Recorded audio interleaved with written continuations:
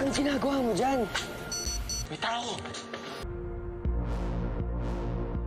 Pinaliwanag ni Nikki kay Victoria na hindi pa nakakalayo sila Jack at C nang makita niya ang mga ito at noong pagdating niya ay nagwawala pa rin si C at tinawag siyang si William kaya tinanong ni Victoria kung narinig ng mga bantay ang pangalan ni William na agad namang pinaliwanag ni Nikki na sinabihan niya ang mga bantay.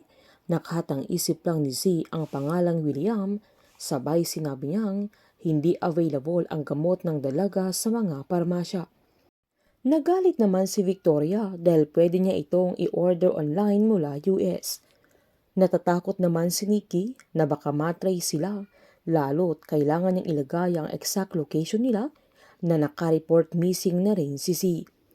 Mas lalo siyang pinagalitan ni Victoria dahil nagiging paranoid na siya na marami pang ibang paraan kung mag-iisip siya ng mas mabuti, lalo't sinabihan niya ang dalaga na siya ang unang makukulong kapag nagkahulihan. Habang pumunta naman si Sky sa lugar kung saan nakita ang isang pares ng sapatos ni Si at yung bag niya nang saktong tumawag si Tim. Giniit ng binata na kilala niya si Sky na matigas ang ulo niya kaya sigurado siyang nasa scene of the crime na naman ang dalaga. Sinaad ni Sky na baka may makita siya na hindi nakita nila Tim kaya inasar siya ng binata na si Sky lang ang magaling. Pinaliwanag naman ni Tim na kinatok na ng mga kasamahan niya ang mga bahay sa lugar para magtanong-tanong. Binalaan pa niya si Sky na hindi siya pwedeng basta-basta pumasok sa isang bahay dahil kailangan niya ng permit at dapat may sapat siyang dahilan para pasukin niya ang isang area. Nagbaka sakali si Sky na baka malapit doon yung pinagdalhan kay Si na baka may makita at matiyempuhan siya na pinaalalahanan naman siya ni Tim na baka siya ang mapahamak na kailangan niyang mag-ingat at kabahan din sa mga ginagawa niya, lalo't kilala din siya ng mga kidnappers. Giniit naman ni Sky kay Tim na kumalma lang siya, lalo't saglit lang siya doon dahil papasok din siya sa trabaho niya.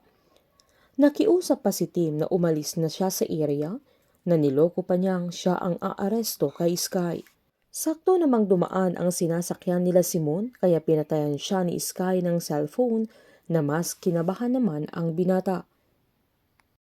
Agad sinundan ni Sky yung sasakyan kaya pumasok siya sa isang area kung saan andun na mismo si Z. Habang pagdating naman ni Ri ay agad-agad niyang tinanong kay Roxy kung kumusta na si Riley. Masayang sinabi ni Roxy na nakatulog na ng mahimbing at wala na ring lagnat dahil dumating si Dr. Kevin. Niloko pa ni Ri ang kapatid niya na ang haba-haba na ng buhok niya. Kinikilig pang kwento ni Roxy na sinabihan siya ni Doc Kevin na good model siya bilang ina. Sakto pang may dumating na delivery man na nagulat silang magkapatid nang may pinadala si Dr. Kevin para kay Riley. Habang umikot naman si Sky sa compound na pinasok niya kung saan sumilip pa ang dalaga sa mga bintana pero wala siyang makita dahil sarado ang mga ito at madilim sa loob. Nagtaka ang dalaga dahil abandonadong bahay ang napasok niya at tagong lugar ito.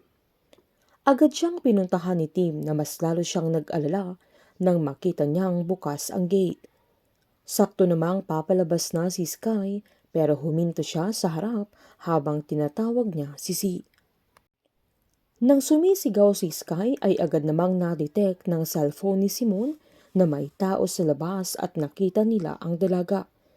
Pagkarinig naman ni Si na may ibang tao sa compound ay nagsisisigaw ito para humingi ng tulong pero kinulong siya sa loob para hindi siya marinig at naghanda sila Simon at Jack kung sakaling pumasok sila Sky at Tim. Sa mga sandaling yan ay pinapanood naman sila nila Wesley at Nikki sa kanilang monitor. Agad tinawag ni Tim si Sky na lumabas na siya sa compound dahil trespassing ang ginagawa niya at siya ang may trabaho sa bagay na yun. Nahanap na nila Sky at Tim ang hideout nila Nikki at Wesley kung saan doon talaga kinulong si Z. Babalikan kaya ito ni Sky lalo't masama ang katob niya na may kakaiba sa compound na yun. Painit ng painit ang mga tagpo, sabay-sabay po nating subaybayan ang advance episode ng High Street dito po sa aking channel. Patuloy lamang pong manood at mag-subscribe para ma-update po kayo sa mga susunod na episode. Marami pong salamat.